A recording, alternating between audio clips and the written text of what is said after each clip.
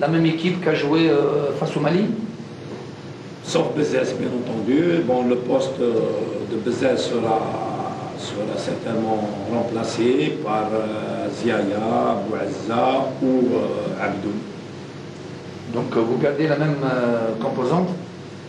Effectivement, je pense qu'une équipe qui gagne, une équipe qui surtout qui a donné, qui a donné une bonne prestation sur le plan collectif, sur le plan de défense, sur le plan attaque qu'il y avait. Donc je pense qu'il faut stabiliser et continuer à travailler sur cette équipe pour le moment. Et je pense que, surtout pour aller rechercher un résultat ici durant le deuxième match qui va être très difficile. Coach Sardin, optimiste comme d'habitude?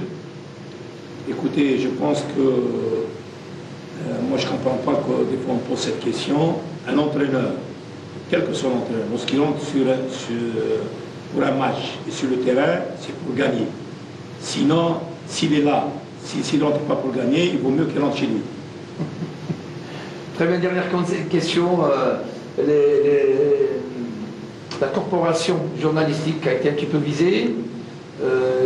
Que peut dire, coach, sur, disons, on va rester sur le côté technique, la prestation de la presse algérienne?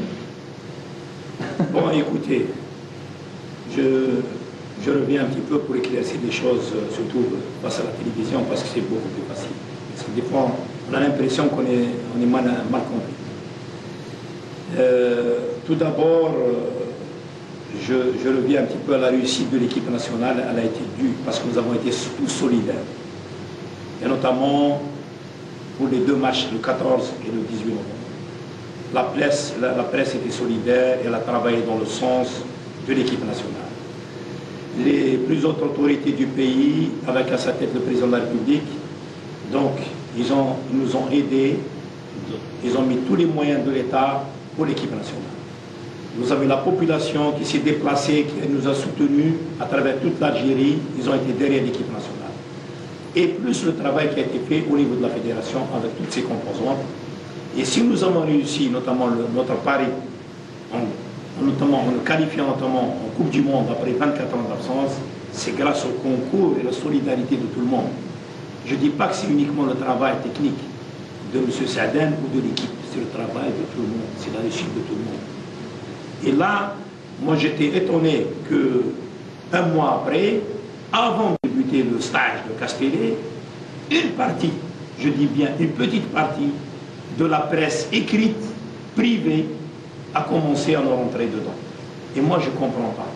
Bon, il y a des rivalités entre les journaux commerciaux, entre parenthèses, mais on ne doit pas toucher à l'équipe nationale. On ne doit pas essayer de me déstabiliser par des rumeurs que j'étais même pas au courant. Je pense qu'on doit continuer dans le respect et dans la solidarité pour réussir dans l'intérêt de l'équipe nationale.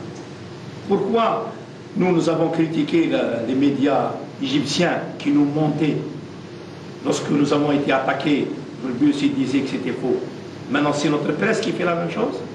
Et c'est pour cette raison que moi, j'ai beaucoup de respect pour la plus grande majorité de la presse nationale. Mais pour ceux qui nous ont attaqués, je pense que j'ai réagi parce que je pense que j'ai beaucoup souffert, moi et ma famille, en 86, et là, je ne laisserai pas le champ libre. Je le réponds du tac au tac. Et par contre, j'ai beaucoup de respect, j'ai énormément de respect à la grande majorité de la presse algérienne.